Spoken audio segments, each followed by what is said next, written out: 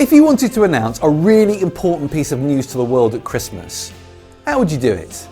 Well, I guess you could do what John Lewis does and commission a really expensive TV advert. Or you could do what the Queen does and book a primetime spot on TV on Christmas Day. Or you could do what Father Christmas does and personally visit every home in the world. But at Christmas, God had the best idea of all. He announced the most important news the world has ever heard by sending a choir of angels to sing about it. And that's what the carol "Hark the Herald Angels Sing" is all about. Hark, it's an old-fashioned word that means listen up.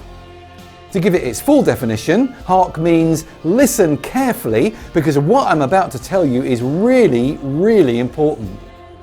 And that's what Charles Wesley, the author of the carol, wants to convey to us. He wants us to listen carefully to the good news the angels announced to the shepherds on that first Christmas morning. Wesley wrote over 6,000 hymns, but "Hark the Herald Angels Sing" is probably his most well-known and well-loved. In it, he invites us to lay out our picnic rug and sit with the shepherds on the hillside, listening in awe to the angelic choir as they herald the greatest news ever given to anyone. And the chorus tells us what the news is. Hark, the herald angels sing, glory to the newborn King. The good news God wanted the world to know on that first Christmas morning was that the promised King had been born. And the first verse of the carol tells us why that's still good news for us today. Because it means that God and sinners can be reconciled.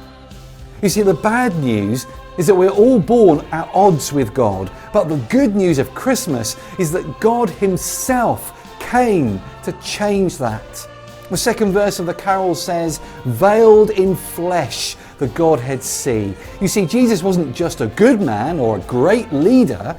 He was God Himself wrapped up in flesh and bone and blood, and He came to restore our relationship with Him. As the last verse of the carol puts it, Jesus was born to give us second birth. He came to give us a second chance, to give us a fresh start as reborn children of God. That's the life-changing message of Christmas. That's why Jesus was born. He came to reconcile us to the God so many of us have lost touch with, but who continues to love us so much that He came to rescue us. So this Christmas, hark the herald angels' song. Listen to the good news about Jesus. But do more than just listen. Investigate it for yourself. Explore it for yourself. If the angel's message is true, then don't you owe it to yourself to check it out? Why not read the Christmas story this year for yourself? For billions of people throughout history, it's turned out to be the best news they've ever heard.